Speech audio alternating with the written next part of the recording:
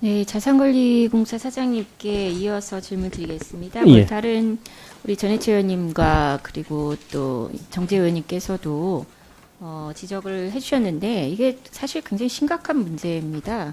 지금 자산관리공사가 지금 하려고 하는 이 부실채권을 관리 일원화를 함으로 인해서 정부가 이제 사실 의도는 취지는 이 채권 주심을 하라는 건 아니지 않습니까? 예, 그렇습니다. 적극적인 채무 조정과 자활 프로그램을 운영하길 바래서 사실상 이게 각 채권자들한테, 채권사들한테 있기보다는 이제 캠코로 관리 일어나면서 기존의 채권에 대해서 행했던 여러 이 태도를 정부가 이렇게 정책적으로 좀 입장을 바꾸고 있는 것이라고 이해하면 좋을 것 같습니다. 그래서 이게 캠코로 그냥 일원화되면서 캠코가 CA사 관리를 잘하고 있다 이렇게 자꾸 말씀하시는데 전혀 그렇지 않기 때문에 그렇게 기존의 방식대로 채무조정 프로그램을 운영해서는 절대 안 된다 이런 말씀 드리고 싶은데요. 몇 가지 반드시 고쳐야 되는 게 이런 겁니다. 지금 그 시효 연장을 위해서 소송을 하고 있죠. 예, 그렇습니다. 앞으로도 그러실 건가요? 채권 일원화해서 넘겨받아가지고 그 시효 연장하면서 돈 쓰고 소송 비용 다 채무자한테 전가하고 이러실 건가요? 그 의원님도 이거는 시정돼야 될 예. 내용입니다. 지금까지 보니까 국민행복기금만 놓고 이렇게 따져보면요. 5년간 35만 건이에요. 소송 비용이 지금 650억인데 이게 캠코가 쓰는 돈이 아니고 이게 채무자가 다 부담하는 돈이고 결과적으로 보면 변호사 한 사람당 여기 소송에 참여하는 변호사 한 사람에게 숫자를 가지고 나눠봤더니 이 소송을 통해서 그 캠코의 시효 연장 소송을 통해서 연 1억 3,600만 원의 수수료를 챙기고 있습니다. 결국 변호사 1억 3,600만 원 돈 벌게 해주려고 이 채권을 지금 캠코에게 관리 위탁을 하고 있는 게 아닙니다. 그래서 이 제도는 반드시 없애야 돼요. 그래서 소멸시효 완성된 채권을 소송 등을 통해서 이렇게 자꾸 살리는 행위가 매우 약탈적이다라는 지적에 따라서 지금 소멸 완성 채권은 적극적으로 소각을 지금 정부가 추진을 하고 있는 거지 않습니까? 뭐 지금까지는 이래 왔다고 하더라도 앞으로는 지금 이제 캠코 내부에서 이거는 앞으로 절대 하지 않겠다라는 제도 개선이 반드시 병행이 돼야 된다고 생각합니다. 그리고 또 하나는 아까 지금 CA사의 이 지불한 수수료가 뭐 22%에 저도 예전에 그렇게 자료를 받아봤는데 보니까 자세히 들여다봤더니 6개사는 30%가 맞습니다. 이 평균 내니까 22%가 나왔는데 알고 보니까 또 최근에는 거의 대부분 6개사에게만 지금 위탁을 하고 있어요. 그러니까 이거 굉장히 의심스러운 대목입니다. 이 30% 하니까 수수료로 2천억이 넘는데 국민행복기금만요. 그럼 5년간 2천억 넘게 CA사로 다 넘어갔는데 이 정도 채무자한테 오히려 채무 탕감을 해주고 새 출발에 지원을 할 수 있도록 했어야 되는 거 아닙니까? 이 정도 비용을 써가면서 추심을 독하게 하고 있다. 그리고 아까 뭐 CA사 관리를 잘 하신다 그러는데요. 지난번 저희 그 참고인으로 나온 분이 말씀하시기를 CA사의 거의 대부분이 위임직 채권 추심원입니다. 그러다 보니까 사실상 불법 추심을 해도 이거는 개인 사업자의 문제가 되지 그 CA사의 민원으로 집계가 안 되고 있어요. 그런 각서까지도 받고 있습니다. CA사들이. 그래서 그분들이 어떻게 그러면 추심 업무를 하고 있느냐 그랬더니 교육도 제대로 받지 못해가지고 이게 불법인지 모르고 그런 우편물을 보내고 있었고 많은 독촉 행위들을 하고 있다. 이렇게 증언을 하셨습니다. 그리고 저희가 알아본 현장 실태도 그래요. 심지어 개인 정보까지도 불법적으로 이렇게 활용을 하고 있거든요. 이에 대해서 사실상 금감원에서 실태 조사를 좀 강하게 할 건데요. 이런 불법 추심에 만연한 불법 추심이 사실은 그 CA사의 민원으로 전혀 집계되지 않고 있기 때문에 캠코는 CA사 관리를 잘하고 있다. 이렇게 아니란 태도로 그러면서 2천억 이상을 CA사의 위탁 수수료로 지불하고 있다. 이거는 말이 안 됩니다. 그래서 저는 이 두 가지는 반드시 제도 개선이 돼야 된다. 첫 번째, 시효 연장을 위한 소송 절대 하시지 말아야 된다는 거 하고요. 또 하나는 CA사 위탁을 하지 마셔야 됩니다. 최소한 위탁을 하려면 100% 정규직을 채용해서 그래서 추심 교육이 정확하게 이루어졌거나 아니면 사실은 지금 이번 정부 정책 안에 금융복지상담센터 전국화하겠다고 하지 않았습니까? 여길 통해서 채무 조정 프로그램을 가동시켜야 됩니다. 안 그러면요.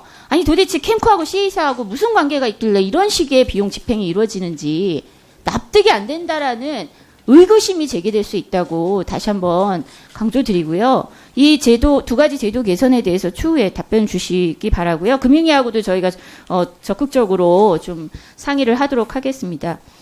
그리고 그 국유지 관련한 얘기를 저도 좀 이렇게 말씀드리겠습니다. 근데 앞에서는 좀 의원님들께서는 관리 자체가 부실하다 이런 지적이 좀 많았는데 이것도 좀 이중잣대가 있는 것 같아요. 예. 지금 지자체 같은 경우는 다 이게 이렇게 면제해주고 있죠. 그렇죠. 지자체가 무단점유한 경우 이거 기재부에서 이거는 무단점유라고 보기 어렵다.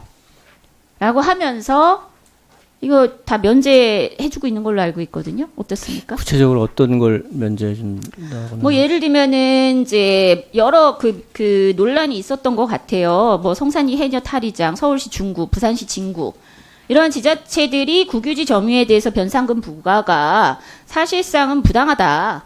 이렇게 소송도 적극적으로 하면서 그래서 결과적으로 기재부 지침이 바뀌고 그로 인해서 무단점유 변상금에 대해서 지자체에 부과한 것은 면제해 줄 것을 기재부도 또 권유를 했고 또 캠코도 그렇게 하고 있는 것으로 알고 있습니다. 아, 예. 그거는 이제 지자체가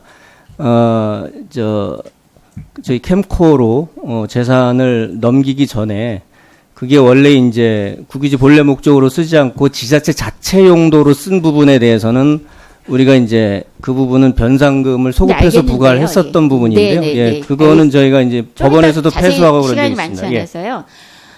근데 문제는 뭐냐면요. 이전에 이게 캠코로 그 관리가 일원화되기 이전에 지자체에서 이 개인들한테 국유지의 무단 점유에 대해서 이것이 국유지다. 그래서 변상금이 부과될 수 있다라는 걸 적극적으로 알리지 않은 경우 그런 문제 때문에 지금 사실 이게 보시면은요, 그 국유재산 관련 민원 건수가 다른 민원보다 훨씬 압도적으로 많지 않습니까? 이 개인들은 억울한 거죠. 적극적으로 소송을 통해서 뭔가 이렇게 이와 관련해서 지자체의 그런 그 해석에 준하는 결과를 도출하려고 해도 소송하기도 어려운 형편인 경우가 많다고 하고요. 그래서 이 부분은 좀 어떻게 해결 방안을 마련해야 되지 않을까 이런 생각이 들거든요. 그래서 뭐 이후에 그 대부 계약을 적극적으로 하고 국유지 그 사용에 있어서 무단 점유를 최소화해 나가려는 관리는 좋은데 이전에 사용했던 것까지 이렇게 변상금을 한꺼번에 이렇게 부과하는 것이 과연 이게 나중에 이게 제대로 다 변상금을 받아낼 수 있을까라는 그런 면에서도 좀 의구심이 들고요. 이것도 좀 이따가 좀 관련해서 제도 개선안을 좀 주셨으면 좋겠고요. 하나만 더 말씀드리면은 이게 다스 관련해서 논란이 좀 있는 것 같아요. 예, 예. 다스가 무단점유했던 실력을 무단점유하면서 거기다 불법 건축물을 갖고 있었는데. 변상금은 내긴 냈는데 이제 수의계약하면서 대부계약하는 바람에 불법성이 사라져버리고 오히려 그 불법의 출구를 마련해 준 것이 아니냐. 그래서 이런 논란이 지역에서 있었다는 것은 그래서 이게 이 대부 수의계약이 뭔가 이렇게 투명하지가 않다는 게 뭔가 특혜가 있는 거 아니냐. 이런 문제 제기가 이 지역에서 있었던 것 같아요. 이와 관련해서 뭔가 너무 원론적인 답변만 왔는데요. 예, 이게 원래 저희가 대부하려면 입찰 대부를 해야 되는데 이 다스에 대해서 저희가 수의로 대부 계약을 해준 것은 그 국유지가 회사 공장 담장 안에 소재에 있습니다. 그래서 이거를 저희가 입찰로 대부하기가 좀 어려운 재산 특성이 있었다는 점을 말씀드리고요. 그다음에 이제 용도 폐지와 그 불법 건축물에 대해서는 지금 지자체에서 조사를 하려고 하는 걸로 알고 있습니다. 예. 네, 수고하셨습니다. 김관영 의원님. 아, 예. 지금 여기서 잠깐 말씀드려도 되나요? 예. 아까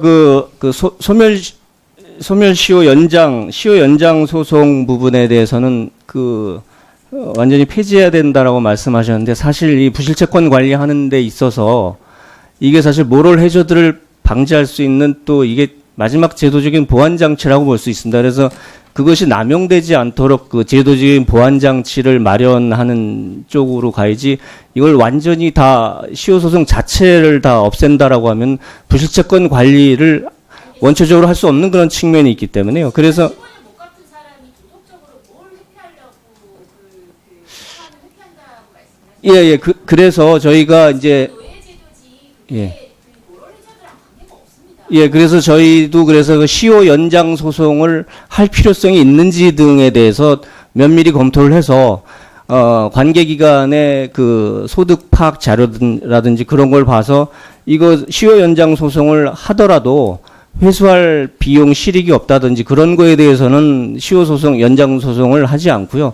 그래서 좀 체계적으로 관리를 하겠습니다. 그래서 의원님이 염려하시는 그런 사례가 발생하지 않도록 잘 관리하도록 하겠습니다. 네, 재윤경 의원님 추가 질의 또 하시죠. 예.